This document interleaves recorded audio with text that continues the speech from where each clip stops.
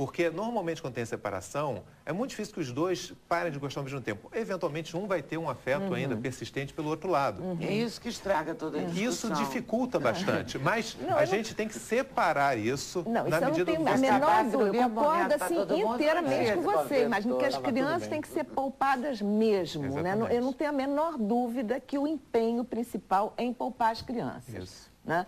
Agora, o que eu fico confusa é assim sobre o lugar dos afetos, porque eu acho que a possibilidade de se poupar as crianças é diretamente relacionada com a questão dos afetos, né? Com a maneira que cada um vive os seus afetos. Poupar a criança significa que ela não perceba que tem um dos lados sofrendo mais? Não. Poupar a criança é assim, a criança não está no meio da separação. Seu pai é um canalha, sua mãe é uma miserável. É não fazer dela o avião. Poupar a criança da briga. Você vai para aquela casa das com maneiras aquele de poupar pai a que criança. você tem.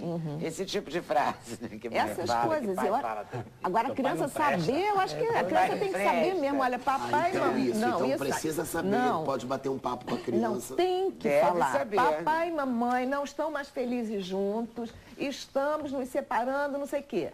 Papai ou a mamãe é a pessoa que já estava mais por aqui, que está, né, puxando a separação, vamos dizer, né? Aí, isso aí é uma coisa que pode ser dita para a criança. Mamãe estava querendo separar mais do que papai. A criança tem que saber, não, ela já sabe. A criança sabe de tudo. Agora, os pais têm que dizer, transformar em palavras, em respeito às crianças, para as crianças não se acharem malucas de estarem percebendo uma coisa e as pessoas falando outra. Né? Então, as coisas têm que ser colocadas em palavras. Né? Mas, então, Júlia, agora, verdade, tudo, isso. E só, tudo que você falou é bom senso com experiência do psicólogo. Então, o que eu tentei colocar aqui é justamente uma maneira, vamos dizer, prática da gente encarar esse bom senso. Então, o que tem aqui, por exemplo? 8 sugestões para evitar uma briga e minimizar discussões. 8 comentários que você pode fazer com a criança sobre o ex-cônjuge. 7 regras para preservar a autoestima do seu filho. 5 dicas para apresentar uma namorada para o seu filho. Recomendações para como falar com para o seu filho sobre a separação. Mas aí é bom senso. Por exemplo, não fala sobre separação no domingo. Porque na segunda-feira você vai trabalhar, não vai ter tempo para ele poder acordar no dia seguinte e dizer: o que aconteceu na minha vida? Fala numa sexta-feira, que você tem um fim de semana. Uma coisa simples. Não tem nada aqui. Não, isso eu estou achando legal. A Lune viu o livro? Não. Eu li a matéria no jornal no domingo. Ela tem que ver, porque tem umas coisas muito legais, assim. Umas dicas, eu não sei se sob a luz da psicologia, pode até não ser o mais indicado. Eu adorei a matéria, as coisas que estavam na matéria eu achei super legal. Porque é tipo um manual, todo baseado então tem assim, como apresentar o namorado, o que deve dizer, aquelas coisas fundamentais. E tem aí, não faça comentários sobre o novo namorado ou a nova namorada. Tem toda essa problemática, assim, não detonar. Não provocar, não fazer da criancinha o avião, né? Que vai lá levar o seu recado. Você deu o seu recado, né? Porque a psicologia deve mandar fazer isso, né? Claro.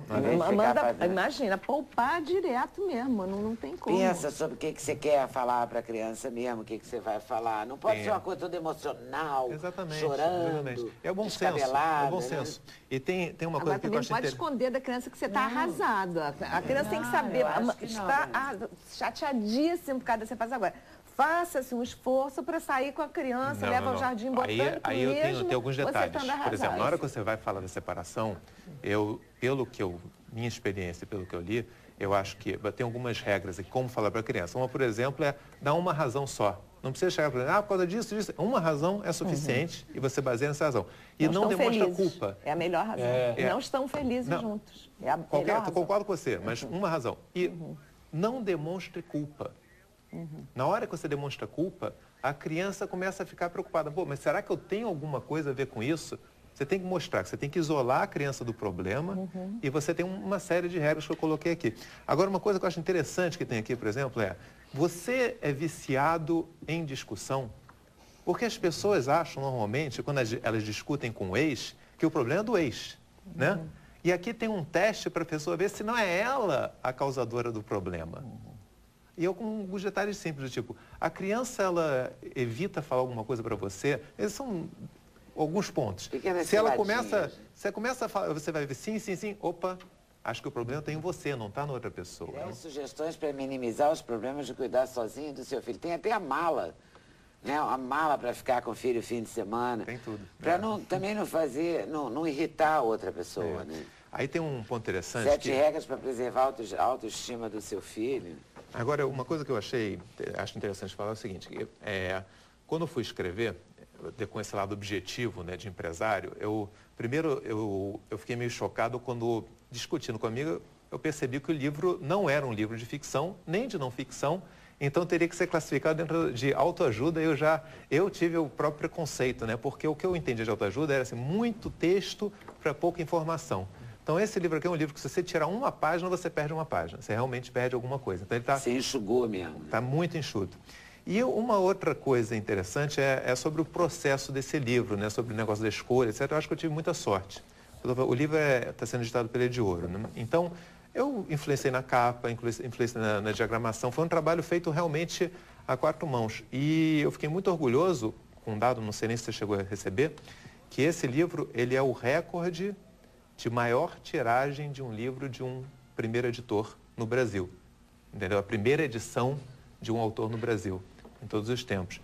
Por que isso? Isso não é literatura. Eu não estou longe, sei a diferença entre literatura e o que eu chamo de um livro de aconselhamento, né?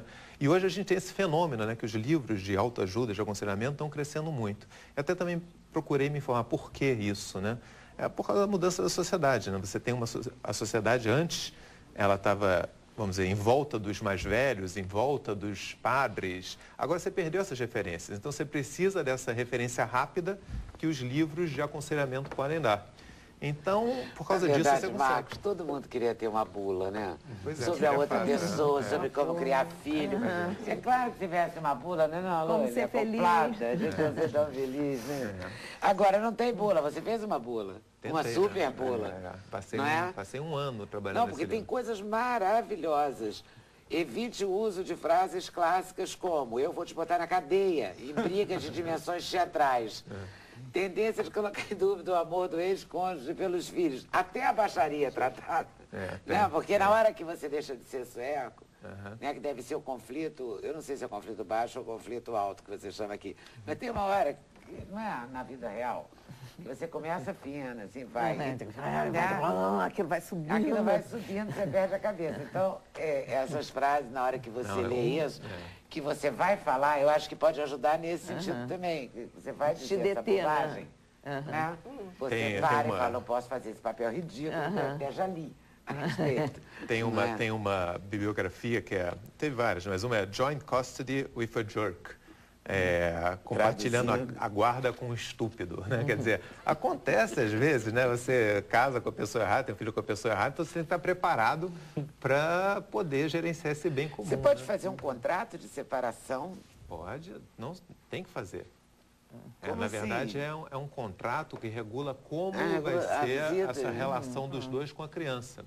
E também, o livro, ele até é interessante que todo mundo, quando vai fazer um contrato de separação, tem um trabalho de pensar como vai ser nesse contrato, e não existe nada pronto. E aqui a gente colocou um contrato genérico, quer dizer, você usa seus termos, mas, por exemplo, no meu contrato de separação, se eu quiser saber agora onde que as crianças vão passar o Natal de 2017, está lá. Onde olha só, Marcos, mas não é um contrato desse tamanho. Eles vão passar com os amigos, talvez já vão estar grandes. Eles vão crescer e você sabe o que eles vão fazer desse contrato. Não, mas quantos anos tem seu filho? Eles têm 4 anos, são gêmeos. São gêmeos, têm 4 anos. Não, mas daqui a 10, quando é que você falou? 2017. Não precisa nem chegar nisso, porque hoje, deixa eu falar um outro ponto. O contrato... Eles não vão aguentar. Não, mas que intervenham. Eles vão falar, olha... Mas deixa eu explicar o que é um contrato. O contrato, ele guia como deve ser se tem uma dúvida. Uma data, não pode? Exatamente. Então, acontece. Ontem eu liguei para minhas mulheres e falei, eu tô com saudade deles, posso passar na sua casa e ficar meia horinha? Beleza. Aí, no fim do domingo, tô com um problema aqui, meus pais vão fazer uma viagem, quer ficar com eles esse domingo? Tá ótimo. Então, a gente tem uma relação, a gente se fala, eu e minha ex-mulher, a gente se fala todo dia. Para dizer, no mínimo, trocar aqui, aconteceu alguma coisa, falaram alguma coisa, não sei o quê, uma coisa quase regular e a gente não faz isso esse por mal. é o ideal, né? Esse é o ideal. Agora, eu acho que, enfim, não sei da vida de você, mas o que eu fico vendo